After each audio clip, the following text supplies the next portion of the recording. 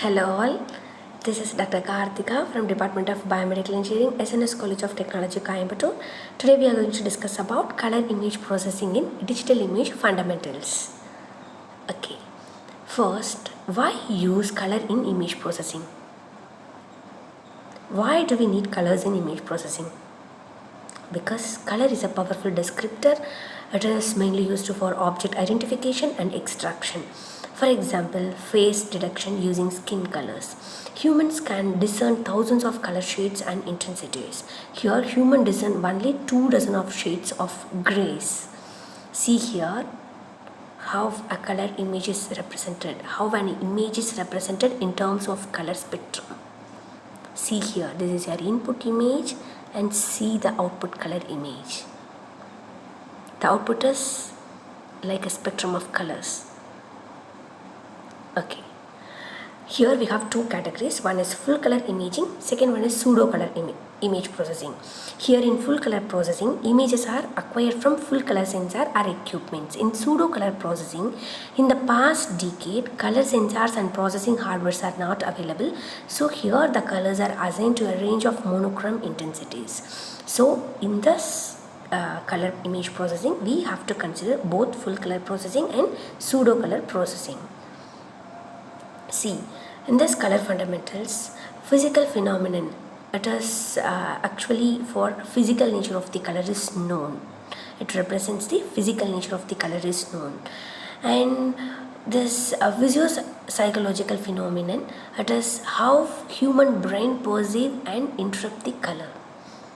Okay. In this visible light, the chromatic light, the electromagnetic spectrum, we consider the chromatic light. Chromatic light means we have to consider the electromagnetic spectrum EM from 400 to 700 nanometer. See here the wavelength comprising the visible range of the electromagnetic spectrum.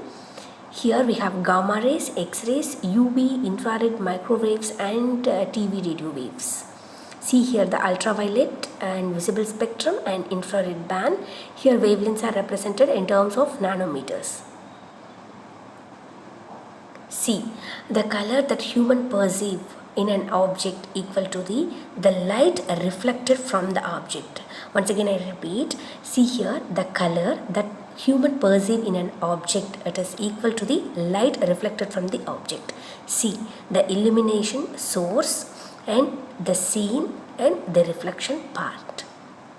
So we can clearly understood the color that human perceive in an object is mostly it is 99% it is equal to the light reflected from the object. Based on the visual perception of one's human eye, it can change.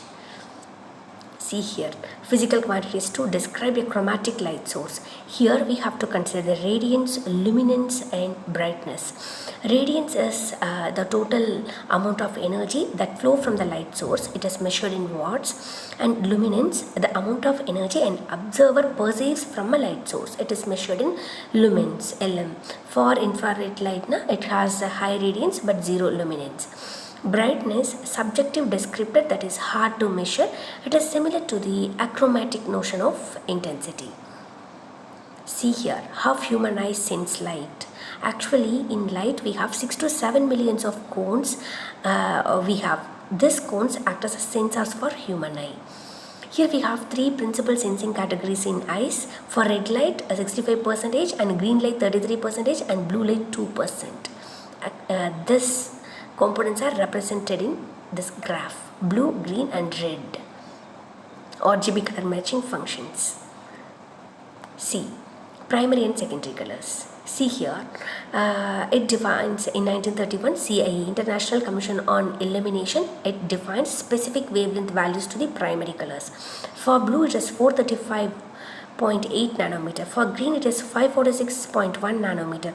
For red it is 700 nanometer. However, we know that no single color may be called red, green or blue. See, secondary colors we have green plus blue, it is cyan. Red plus green it is yellow and red plus blue it is magenta. See here the mixture of colors: green, yellow, red, white, cyan, magenta and blue. Here this diagram, it shows the mixtures of pigments, subtractive primaries. Primary and secondary colors of light and pigment are shown here. See,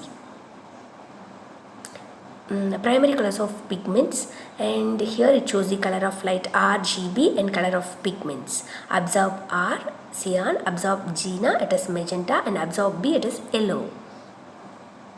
And we have some applications of additive nature light colors.